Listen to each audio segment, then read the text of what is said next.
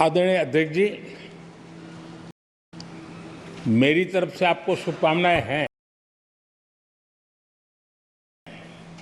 लेकिन इस पूरे सदन की तरफ से भी आपको अनेक अनेक शुभकामनाएं।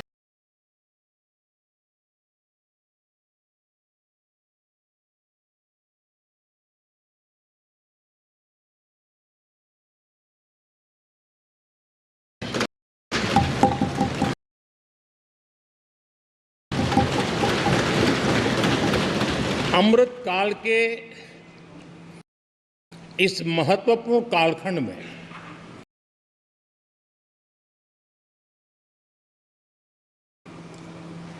दूसरी बार इस पद पर विराजमान होना बहुत बड़ा दायित्व आपको मिला है और आपका 5 वर्ष का अनुभव और आपके साथ हम लोगों का 5 साल का अनुभव हम सब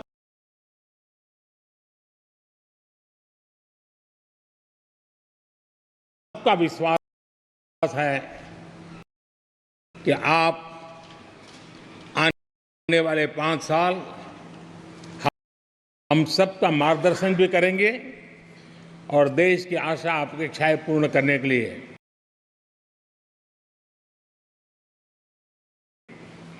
ये सदन अपना दायित्व निभाने में आपकी बहुत बड़ी भूमिका रहेगी।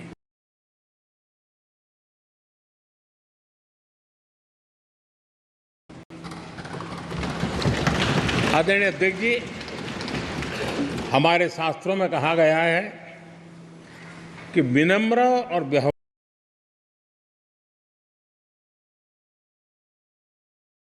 कुशल व्यक्ति सफल सहज रूप से होता है और आपको तो उसके साथ साथ एक मीठी मीठी मुस्कान भी मिली हुई है।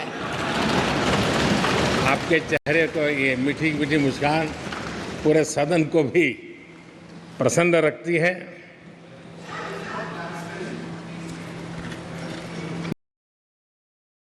मुझे विश्वास है आप हर कदम पर नए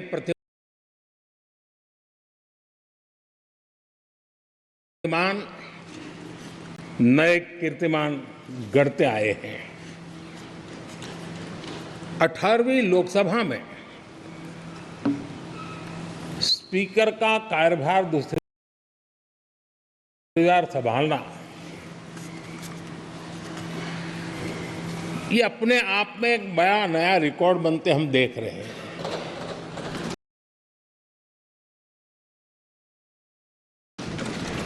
श्री बलराम जाखड़ जी वो पहले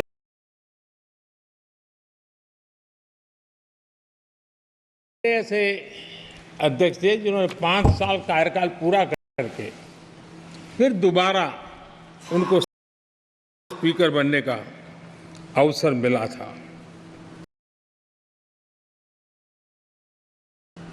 उसके बाद आप हैं जिन्हें 5 साल पूर्ण करने के बाद दोबारा इस पद पर आसीन होने का अवसर मिला।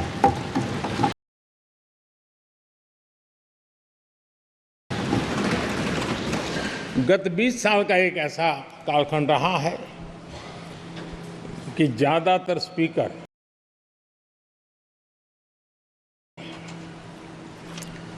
या तो उसके बाद चुनाव नहीं लड़े हैं या तो जीत करके नहीं आए हैं।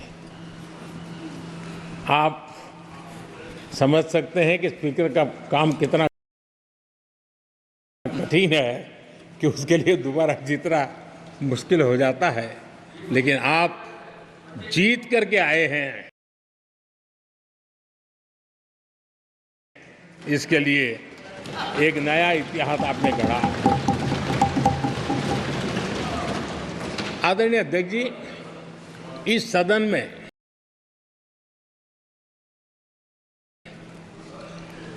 ज्यादातर हमारे सभी माननीय सांसद आपसे परिचित हैं, आपके जीवन से भी परिचित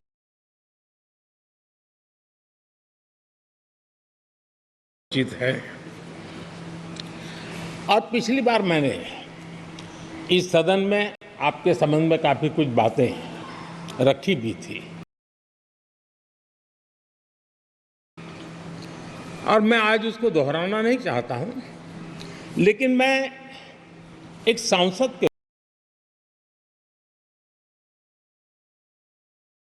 रूप में और हम सभी सांसद के रूप में आप जिस प्रकार से एक सांसद के नाते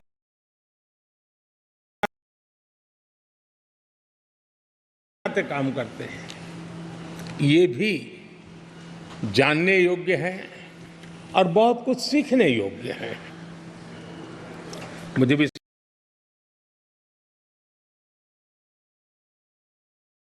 है कि आपकी कार्यशैली एज ए सांसद भी, हमारे जो फर्स्ट टाइमर सांसद हैं, हमारे युवा सांसद हैं, उनको जरूर प्रेरणा देगी। आपने अपने कार्यक्षेत्र में, संसदीय क्षेत्र में स्वस्थ मां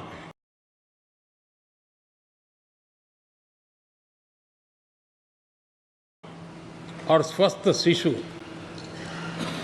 एक कमिटमेंट के साथ जो अभियान चलाया है और सुपोषित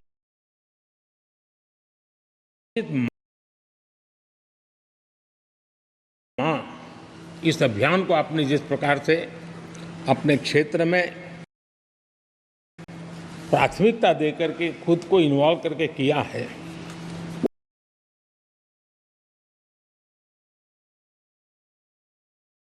वो वाकई प्रेरक है। आपने कोटा के ग्रामीण क्षेत्रों में हॉस्पिटल ऑन व्हील्स,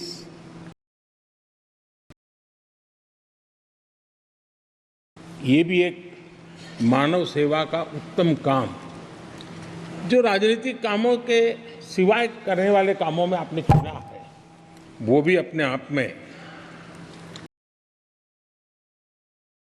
गांव-गांव लोगों को स्वास्थ्य सेवाएं पहुंचाने में मदद कर रहा है। आप नियमित रूप से गरीबों को कपड़े,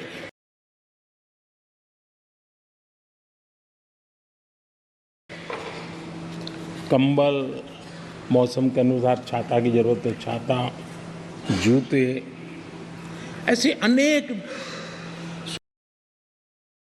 सुविधाएं समाज के आखिरी तबके के जो लोग हैं उनको खोज करके पहुंचाते हैं।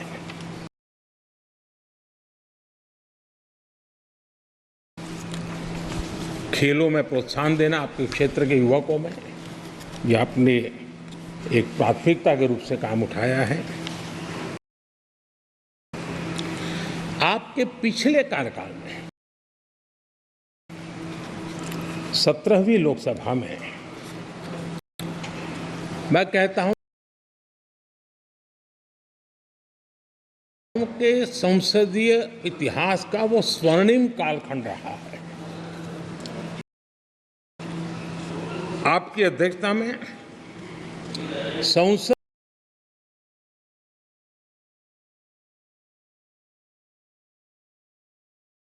में जो ऐतिहासिक निर्णय हुए हैं, आपकी अध्यक्षता में सदन के माध्यम से जो सुधार हुए हैं,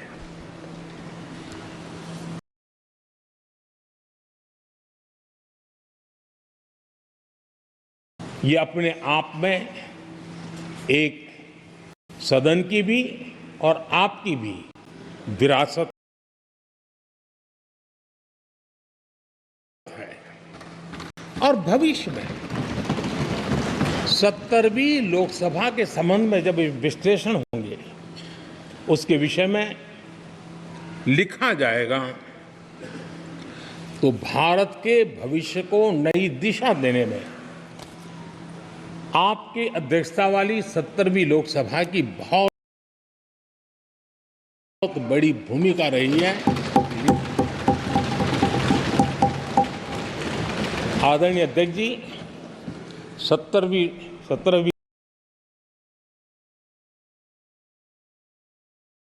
लोकसभा में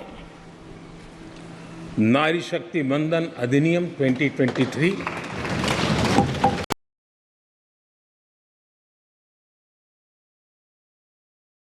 जम्मू कश्मीर पुनर्गठन विधेयक, भारतीय न्याय संहिता, भारतीय साक्ष्य बिल, भारतीय नागरिक सुरक्षा संहिता, सामाजिक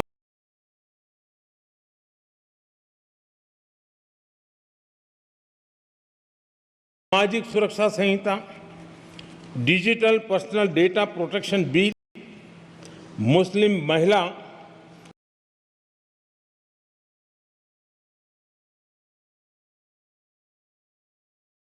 विवाह अधिकार संरक्षण विधेयक, transgender persons protection of rights bill, consumer protection bill,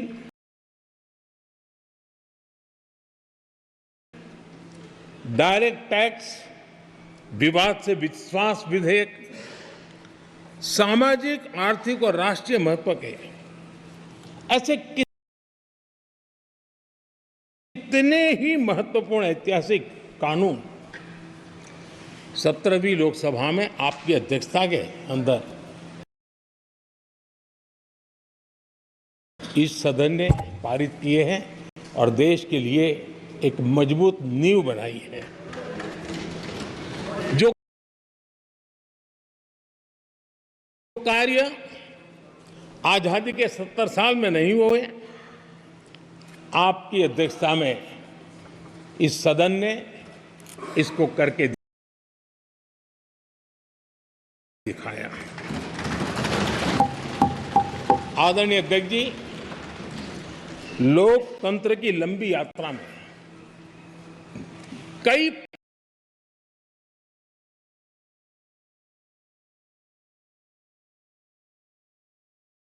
पड़ाव आते हैं।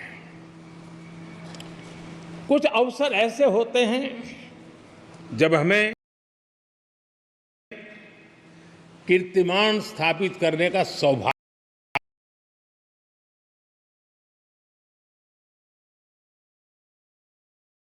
मिलता है।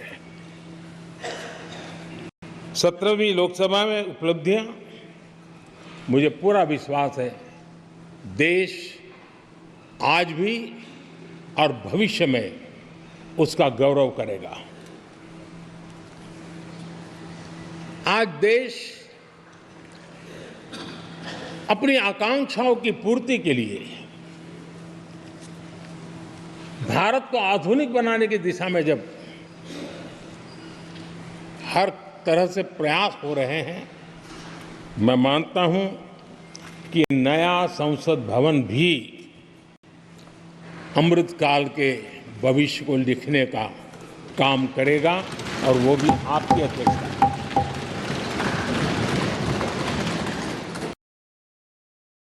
नए संसद भवन में हम सबका प्रवेश आपकी ही अध्यक्षता में हुआ और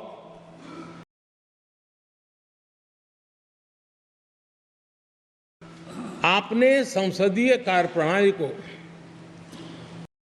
प्रभावी और जिम्मेदार बनाने का कई महत्वपूर्ण फैसले ले लिए हैं और इसलिए लोकतंत्र को मजबूती देने में मदद मिली है। लोकसभा में हम पेपरलेस डिजिटल व्यवस्था से आज काम कर रहे हैं। पहली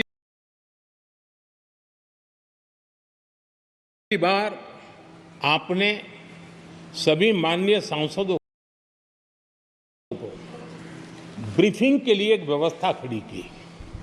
इससे सभी माननीय सांसदों को भी आवश्यक रेफरेंस मटेरियल मिला। उसके कारण सदन की चर्चा अधिक पुष्ट हुई और ये आपका एक अच्छा इनिशिएटिव था जिसने सांसदों में भी विश्वास पैदा किया, हाँ मैं भी कुछ कह सकता हूं, मैं भी अपने तर्क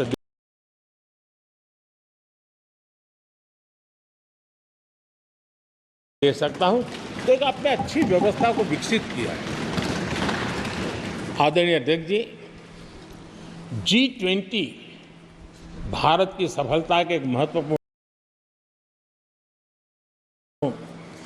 पृष्ठ है, लेकिन बहुत कम चर्चा हुई है, वो है P20।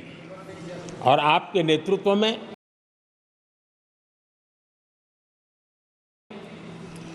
G20 देशों के जो पीठासीन अधिकारी हैं, स्पीकर्स हैं, उनका सम्मेलन आपकी अध्यक्षता में हुआ। और अब तक P20 के जितने सम्मेलन हुए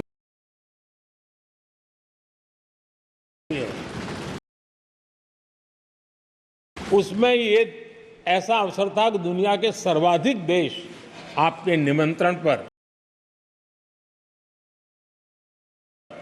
भारत आए और बहुत ही उत्तम प्रकार के निर्णय उस समिट में हुए और उसने विश्व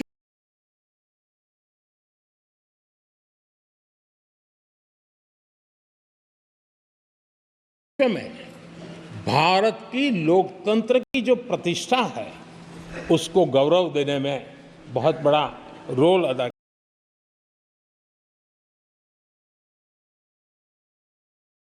किया है। आदरणीय अध्यक्ष जी, ये हमारा भवन ये सिर्फ 4 दीवारें नहीं है। हमारा ये संसद 140 करोड़ देशवासियों की आशा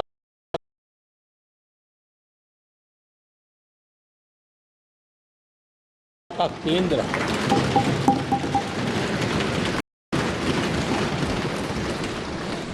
संसद की कार्यवाही, जवाबदेही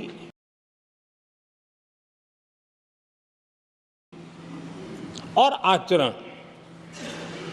हमारे देशवासियों के मन में लोकतंत्र के प्रति जो उनकी निष्ठा है उसको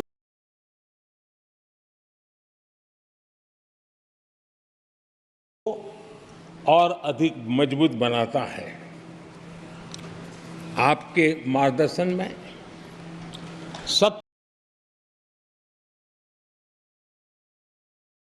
17वीं लोकसभा उसकी प्रोडक्टिविटी 25 साल के हाईएस्ट लेवल पर 97% रही और इसके लिए सब माननीय सदस्य तो अभिनंदन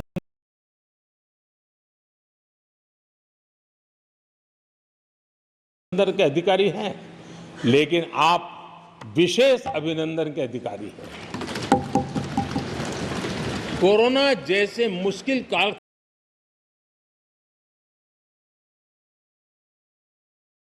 में आपने हर सांसद से व्यक्तिगत फोन पर बात करके उनका हाल पूछा। कहीं किसी सांसद की बीमारी की खबर आई तो आपने सदन के अध्यक्ष के नाते व्यक्तिगत रूप से उसकी चिंता की और वो सभी दल के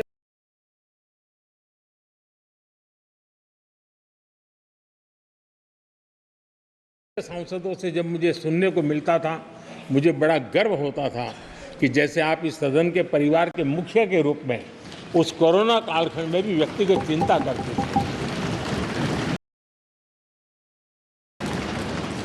कोरोना काल में भी आपने सदन का काम रुकने नहीं दिया।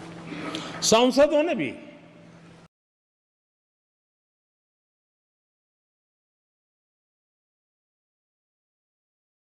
आपके हर सुझाव को सर आंखों पे चढ़ाया। किसी को ऊपर बैठने के लिए कहा तो वो वहां जाके बैठा। किसी को दूसरे जगह पे जाकर बैठने के लिए तो वो भी बैठा, लेकिन देश के काम को किसी ने रुकने नहीं दिया। लेकिन आपने ये जो फैसले किए उसका परिणाम है कि हम उस कठिन कालखंड में भी कार्य कर पाए।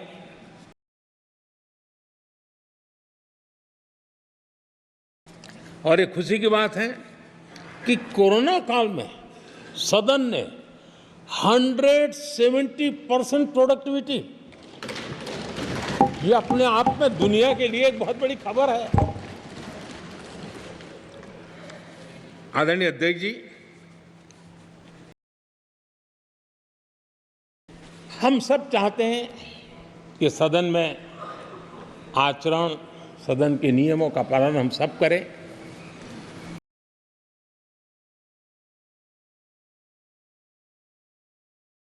और आपने बड़े सटीक तरीके से, संतुलित तरीके और कभी कभी कठोरता के साथ भी फैसले लिए हैं। मैं जानता हूं कि ऐसे निर्णय आपको पीड़ा भी देते हैं, लेकिन सदन की गरिमा और व्यक्तिगत पीड़ा के में आपने सदन की गरिमा को पसंद किया और सदन की परंपरा को बनाने का प्रयास किया। ये साहसपूर्ण काम के लिए भी आदरणीय अध्यक्ष जी, आप अभिनंदन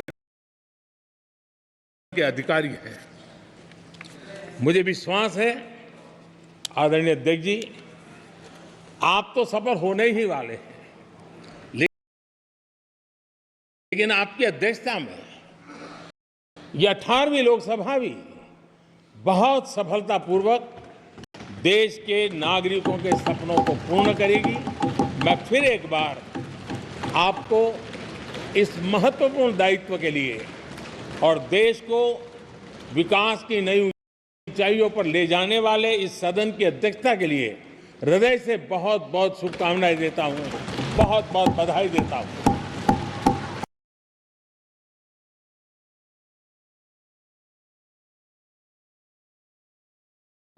What does a woman love? सुबह सुबह